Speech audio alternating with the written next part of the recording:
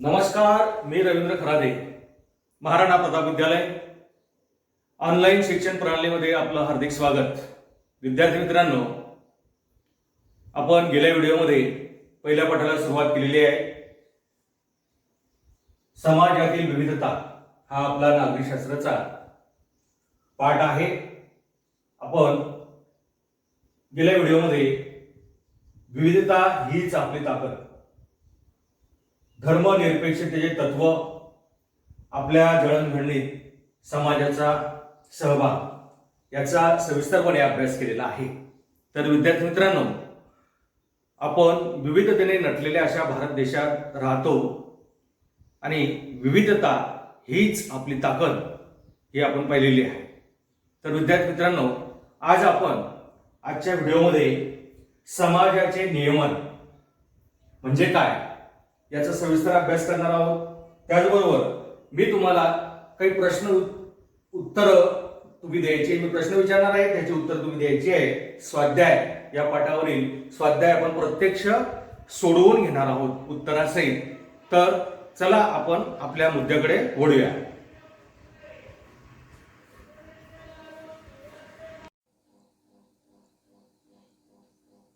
विद्यार्थी मित्रांनो, कालच्या व्हिडिओमध्ये आपण पहिल्या मुद्द्याला सुरुवात केलेली आहे. विविधता हीच आपली ताकद, धर्मनिरपेक्ष तत्व, आपल्या जडणघडणीतील समाजाचा सहभाग. आजचा आपला मुद्दा आहे विविध भूमिका पार पाडण्याची संधी. विद्यार्थी मित्रांनो, आपण समाजामध्ये राहतो आणि समाजामध्ये आपल्याला विविध भूमिका ह्या पार पाडाव्या लागतात. समाजात वावरत असताना आपण घरी आपल्या आईचा मुलगा, शाळेत गेल्यानंतर शिक्षकांचा विद्यार्थी, वर्गात बेंचवर बसल्यानंतर आपल्या मित्रांचा मित्र, तुमचा मित्र. आता प्रत्येक ठिकाणी जाल तुम्ही, मामाकडे गेला की आवडता भाचा, प्रत्येक ठिकाणी आजी आजोबांकडे गेला, नातू म्हणून तुमची, नात म्हणून भूमिका ही पार पाडावी लागते. हे आपण सविस्तर बघणारच आहोत, कोणकोणती नाती आपल्याला पार पाडावी लागतात. तर विविध भूमिका पार पाडण्याची ही जी संधी आहे ती समाजात आपल्या वाटेला अनेक भूमिका येतात. एकच व्यक्ती अनेक भूमिका पार पाडत असते. प्रत्येक भूमिकेच्या काही जबाबदाऱ्या असतात आणि आपली कर्तव्य ठरलेली असतात. कुटुंबात आणि बाहेर आपण या भूमिकांमध्ये अनेकांशी जोडले जातो. आपल्या भूमिकांमध्ये अनेक बदल होत असतात. आता बघा, आपण हे करून बघा. हा छोटासा बघा एक उपक्रम आहे, विविध भूमिका पार पाडण्याची संधी. आजची तुमची भूमिका स्पष्ट करणारे चित्र तुम्ही पाहू शकता आणि 20 वर्षानंतर तुम्हाला कोणत्या भूमिका पार पाडाव्या लागतील. खूप आनंददायी ही एक उपक्रम आहे की 20 वर्षानंतर आपल्यामध्ये खूप बदल होणार आहे. आपण काय काय भूमिका पार पाडू. तर बघा, आज तुम्ही विद्यार्थी आहात, विद्यार्थिनी आहात.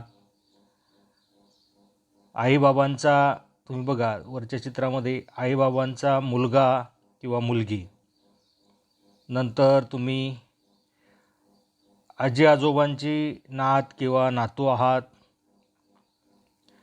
शालेय मित्रमंडळामध्ये तुम्ही एक सदस्य आहात. वर्गात गेल्यानंतर वर्ग प्रतिनिधी, मैदानावर गेल्यानंतर एक खेळाडू, स्वच्छता दूत, बालमित्र संघाचे सभासद, विद्यार्थी विद्यार्थिनी. अशा आजच्या आपल्या या भूमिका विद्यार्थी दशेमध्ये आहे. परंतु आपण जसजसे मोठे होत जातो तसतशा भूमिका बदलत जातात. म्हणजेच विविध भूमिका पार पाडण्याची संधी आपल्याला समाजामध्ये ही मिळत असते. आलं तुमच्या लक्षामध्ये? तर बघा, समाजाचे नियमन हा तो पुढचा मुद्दा आहे. आपण त्या पुढच्या मुद्द्याकडे वळणार आहोत. समाजाचे नियमन. आपण समाज म्हणजे काय पाहिलं आहे, समाजातील विविधता आपण पाहिलेली आहे, चालीरीती पाहिलेल्या आहे. तर समाजाचे नियमन म्हणजे समाजाला काही नियम असतात, त्या नियमांचा सुद्धा आपण आता अभ्यास करणार आहोत. समाजाचे व्यवहार सुरळीतपणे चालावेत म्हणून काही नियमांची आवश्यकता असते. नियम नसते तर समाज व्यवस्थित चालला नसता. बघा, पूर्वी समाजाचे नियमन बहुतांशी रूढी परंपरा याद्वारे होत असे, परंतु आधुनिक समाजाचे नियमन रूढी परंपरेबरोबर कायद्यानेही करावे लागते. बघा, रूढी परंपरा, संकेत इत्यादीपेक्षा कायद्याचे स्वरूप हे वेगळे असते. कायदा हा सर्वांसाठी सारखा असतो. रूढी परंपरेमध्ये पूर्वीपासून चालत आलेले आपल्या समाजाचे नियम हे आपण पाळत असतो, परंतु कायद्याने अनेक बंधने हे आपल्यावर येत असतात. या सर्व बाबींच्या आधारे समाजाचे नियमन अनेक संस्था व संघटना ह्या करत असतात. स्थानिक पातळीवर असणाऱ्या शासन संस्थाही समाजाच्या. तर चला विद्यार्थी मित्रांनो, आता आपण या पाठावरील समाजातील विविधता या पाठावरील स्वाध्याय बघणार आहोत, म्हणजेच प्रश्न उत्तर बघणार आहोत.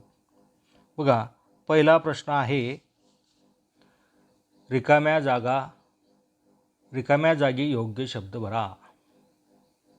तुम्ही लक्ष द्या, पुस्तकामध्ये तुम्ही बघू शकता. पुस्तकामध्ये पेज नंबर 64 बघा, रिकाम्या जागी योग्य शब्द लिहा. पहिली रिकामी जागा आहे, विविध समूहांच्या बरोबर राहणे म्हणजे टिंब अनुभवणे होय. बघा, विविध समूहांच्या बरोबर राहणे म्हणजे टिंब अनुभवणे होय. मग काय येईल त्या रिकाम्या जागेमध्ये? तर खाली लाल अक्षरामध्ये मी उत्तर दिलेलं आहे बघा, सहअस्तित्व. म्हणजेच रिकामी जागा पूर्ण कशी होईल? विविध समूहांच्या बरोबर राहणे म्हणजे सहअस्तित्व अनुभवणे होय. आलं लक्षामध्ये? अशा पद्धतीने ही रिकामी जागा पूर्ण करायची आहे. चला विद्यार्थी मित्रांनो, दुसरी रिकामी जागा आपण बघूया. भारत हे जगातील एक महत्त्वाचे टिंब राष्ट्र आहे. बघा, पुस्तकामध्ये तुम्ही बघितलं तर त्याचं उत्तर कसं येईल? भारत हे जगातील एक महत्त्वाचे, तर लाल अक्षरामध्ये त्याचं उत्तर दिलेलं आहे, धर्मनिरपेक्ष राष्ट्र आहे. आलं? आणि परीक्षेमध्ये लिहिताना काय लिहायचं? भारत हे जगातील एक महत्त्वाचे धर्मनिरपेक्ष या शब्दाखाली अंडरलाईन करायची आणि वाक्य पूर्ण लिहायचं, तरच तुम्हाला मार्क मिळतात. काही मुलं फक्त काय करतात? उत्तरं लिहितात. परंतु ज्या ठिकाणी तसं सांगितलं असेल की फक्त उत्तरं लिहा किंवा फक्त शब्द लिहा, त्याच ठिकाणी आपण असं करायचं. अन्यथा रिकाम्या जागेला अंडरलाईन करून वाक्य पूर्ण करायचं आहे. चला तर मग तिसरी रिकामी जागा आहे, सहकार्यामुळे समाजातील टिंब अधिक निकोप होते. मग सहकार्यामुळे समाजातील परस्परावलंबन अधिक निकोप होते. काय निकोप होते? परस्परावलंबन. बघा, आता तुमच्या तिन्ही रिकाम्या जागा ह्या पाठ झाल्या असतील, म्हणजे त्या ठिकाणी येणारे शब्द हे पाठ झाले असतील. परीक्षेमध्ये यातीलच रिकाम्या जागा ह्या येत असतात आणि त्याची उत्तरं आपण अशा पद्धतीने लिहायची आहे. आलं लक्षात तुमच्या? चला तर मग आता पुढच्या प्रश्नाकडे जाऊया आपण. पुढचा प्रश्न आहे, खालील प्रश्नांची प्रत्येकी एका वाक्यात उत्तरे लिहा. खालील प्रश्नांची प्रत्येकी एका वाक्यात उत्तरे लिहा. मग प्रश्न पहिला काय आहे? सहकार्य म्हणजे काय? प्रश्न आहे, सहकार्य म्हणजे काय? याचं उत्तर असं लिहायचं, एकमेकांच्या अडचणी व प्रश्न सोडवण्यासाठी परस्परांना मदत करणे व देवाणघेवाण करणे यालाच सहकार्य असे म्हणतात. काय म्हणतात? प्रश्न बरोबर आहे का? उत्तर, एकमेकांच्या म्हणजे सहकार्य म्हणजे काय याचं आपण सविस्तरपणे एका वाक्यात कसं उत्तर लिहितो. एकमेकांच्या अडचणी व प्रश्न सोडवण्यासाठी परस्परांना मदत करणे व देवाणघेवाण करणे यालाच सहकार्य असे म्हणतात. लक्षात. दुसरा प्रश्न आहे बघा, धर्मनिरपेक्षतेचे तत्व आपण स्वीकारले आहे. धर्मनिरपेक्षतेचे तत्व आपण स्वीकारले का स्वीकारले आहे? लक्षामध्ये, धर्मनिरपेक्षतेचे तत्व आपण का स्वीकारले आहे?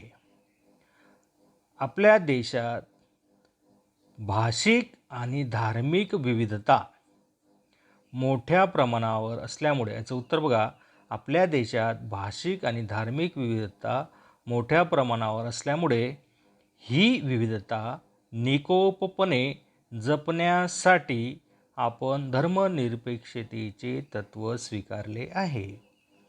अशा पद्धतीने उत्तर लिहायचं आहे.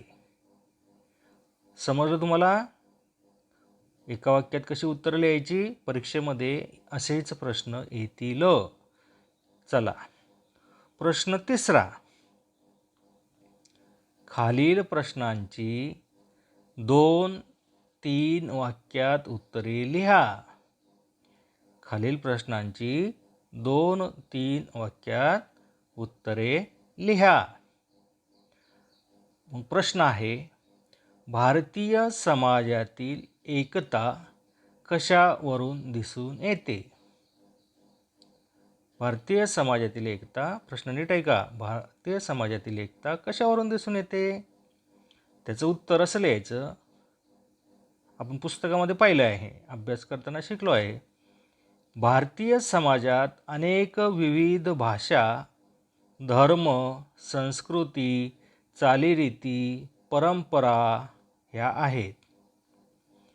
देशाच्या विविध भागात वेगवेगळे सणवार, उत्सव आणि उपासनेच्या विविध पद्धती आहेत. देशातील हे विविध समूह वर्षानुवर्ष एकत्र आलेले आहेत. त्यांच्यात सर्व प्रकारची देवाणघेवाण होते. या सर्व गोष्टीतून आपल्याला भारतीय समाजात एकता निर्माण झालेली दिसून येते. अलग लक्षात विद्यार्थी मित्रांनो? बघा, 2-3 वाक्यामध्ये असं उत्तर लिहायचं. काही काही मुलं एका ओळीत लिहून टाकतात, त्याला मार्क्स मिळत नाही. तर सविस्तर असं उत्तर लिहायचं की प्रश्न तसाच आहे. भारतीय समाजात एकता कशावरून दिसून येते? भारतीय समाजात अनेक विविध भाषा, धर्म, संस्कृती, चालीरीती, परंपरा आहेत. देशाच्या विविध भागात वेगवेगळे सणवार, उत्सव आणि उपासनेच्या विविध पद्धती आहेत. देशातील विविध समूह वर्षानुवर्ष एकत्र राहत आलेले आहेत. त्यांच्यात सर्व प्रकारची देवाणघेवाण होते. या सर्व गोष्टीतून आपल्याला भारतीय समाजात एकता निर्माण झालेली आहे. लक्षामध्ये? आता समजलं असेल तुम्हाला प्रश्नाचं उत्तर कसं लिहायचं. पुढचा प्रश्न बघा,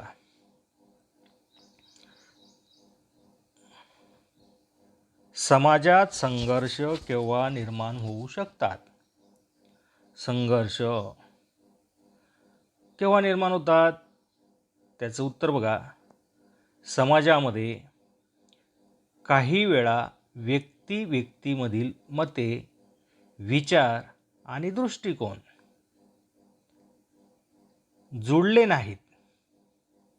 बघा, आपण लक्षात ठेवायचं, समाजात काही वेळा व्यक्तीतील मते, विचार आणि दृष्टिकोन हे 3 शब्द महत्त्वाचे जुळले नाहीत तर वाद, संघर्ष निर्माण होऊ शकतात.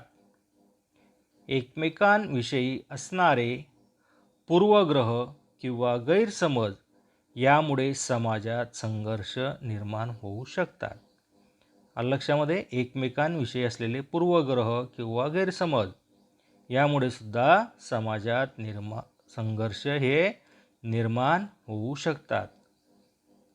समजलं तुम्हाला? तर चला मग पुढचा प्रश्न आपण बघूया.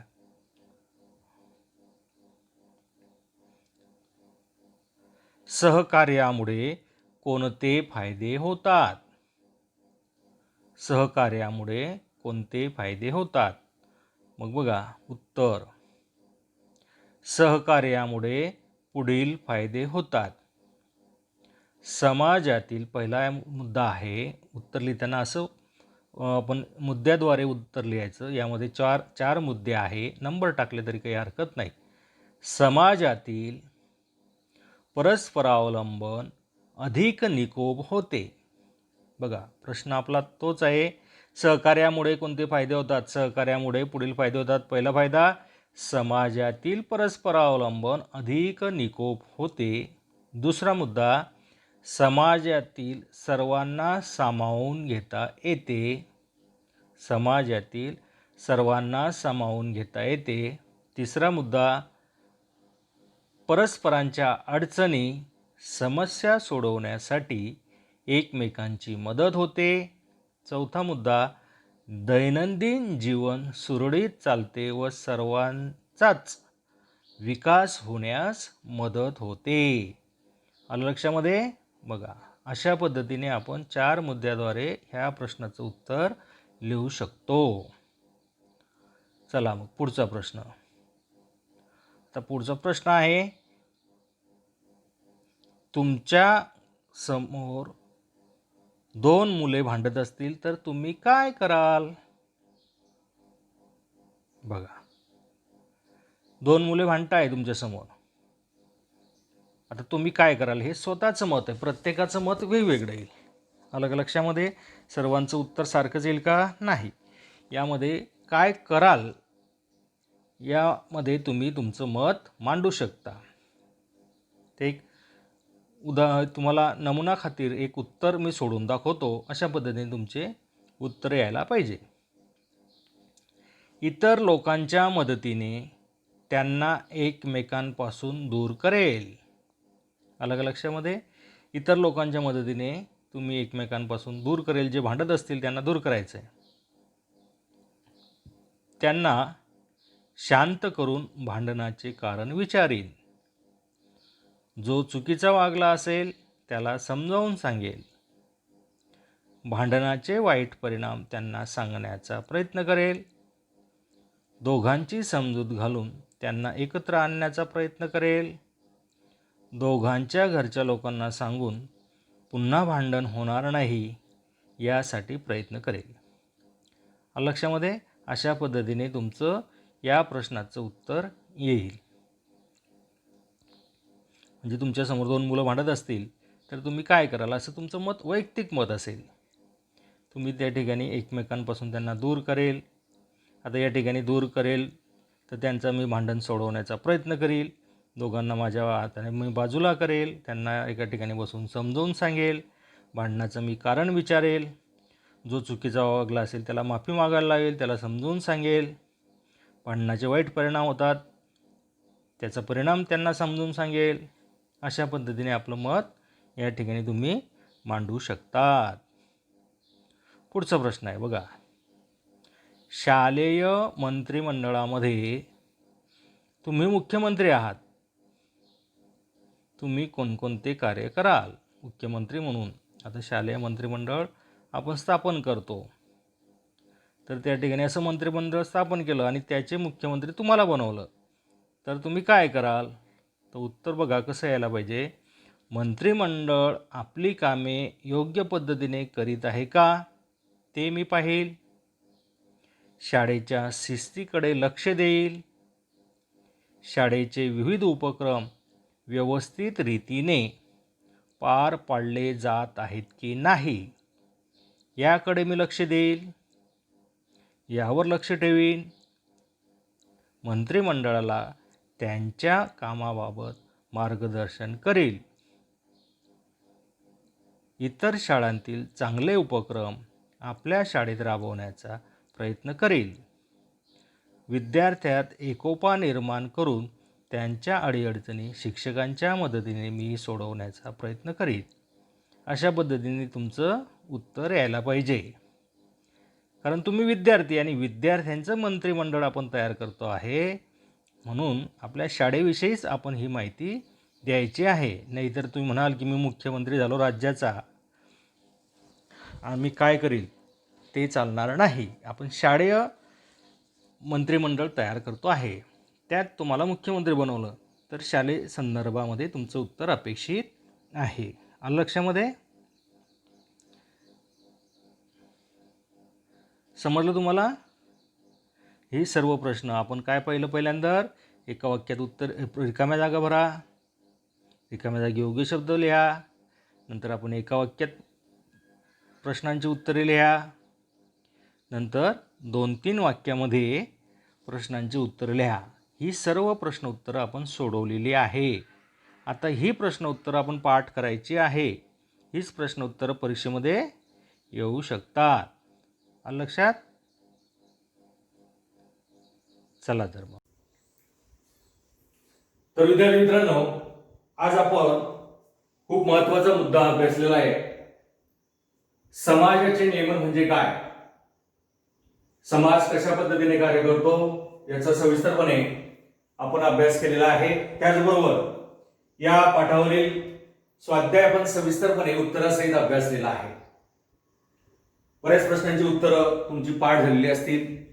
तुम्ही पण चांगलं सहकार्य या व्हिडिओला दिलेलं आहे. तर विद्यार्थी मित्रांनो, माझ्या या YouTube चॅनलला तुम्ही सबस्क्राईब करा. पुढील नोटिफिकेशन येण्यासाठी बेल आयकॉनला क्लिक करा, लाईक करा. थँक्यू, धन्यवाद.